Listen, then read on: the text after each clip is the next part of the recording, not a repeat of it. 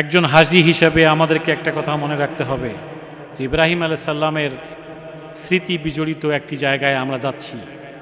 ইব্রাহিম আলাইহিস সালাম তার জাতিকে এসে বলেছিলেন, আতাবুদুনা মা তানহিতুন, তোমরা কার গোলামি করো? যেগুলো তোমরা নিজ হাতে বানাও। নিজ হাতে বানাও এরকম একটা জিনিস, এরকম একটা আইন তোমরা মেনে নিচ্ছ। আতাবুদুন, তোমরা গোলামি করছো কার? মা তানহিতুন, যেটা নিজেই বানাচ্ছ, নিজেই এটা নিজ হাত দিয়ে তৈরি করা জিনিসের পূজা করছো। আজকের পৃথিবীর বিভিন্ন প্রান্তে আমরা তাকিয়ে থাকলে দেখতে পারবো মানুষ নিজের হাতে তৈরি করা আইন দিয়ে পৃথিবী পরিচালনা করছে। অথচ আল্লাহ তাআলা সূরা আস-সাফফাতে বললেন যে ইব্রাহিম আলাইহিস সালাম তার জাতিকে বলেছিলেন, আতাবুদুনা মা তানহিতুন আল্লাহু খালাকাকুম ওয়া মা তা'মালুন, তোমরা ভালো করেই জানো যে আমাদেরকে আল্লাহ তাআলা সৃষ্টি করেছেন। তাহলে আল্লাহ সৃষ্টি যার, আইন চলবে একমাত্র তার।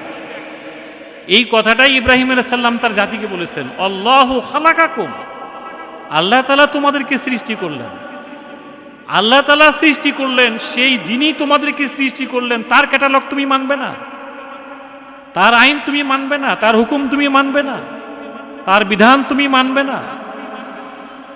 এই যে তিনি আহ্বানটি করলেন যে আল্লাহ আমাদেরকে সৃষ্টি করলেন, আমরা সেই আল্লাহর বিধান না মেনে আমাদের তৈরি করা বিধান নিয়ে আমরা কিভাবে চলাফেরা করতে পারি?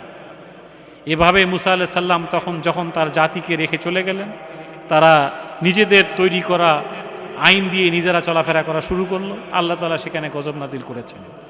এভাবে ইব্রাহিম আলাইহিস সালামের জাতি, তারাও নিজের তৈরি করা আইন দিয়ে সমাজ পরিচালনা করতে যেয়ে তারা ধ্বংস হয়ে গিয়েছেন। যুগে যুগে যারাই এই পৃথিবীতে নিজেদের তৈরি করা, নিজের হাতে বানানো সংবিধান দিয়ে যারা পরিচালিত হয়েছে, যুগে যুগে আল্লাহ তাআলা তাদেরকে নিঃশেষ করে দিয়েছেন।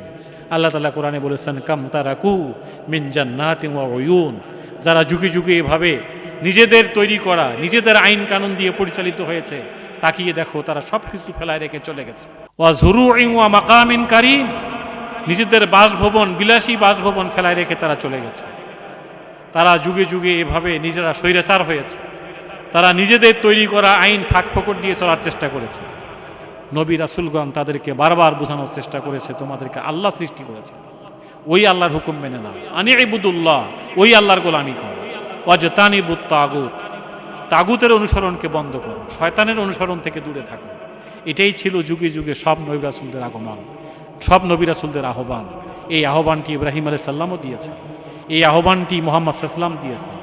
ইয়া আইয়ুহান নাস উবুদু রাব্বাকুম, হে পৃথিবীর মানুষ, তোমরা ওই রবের গোলামি করো, আল্লাযী খালাকাকুম, যিনি তোমাদেরকে সৃষ্টি করেছেন।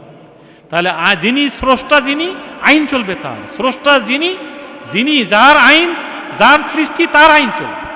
এটাই স্বাভাবিক কথা, এটাই লজিক্যাল কথা, এটাই বাস্তব কথা।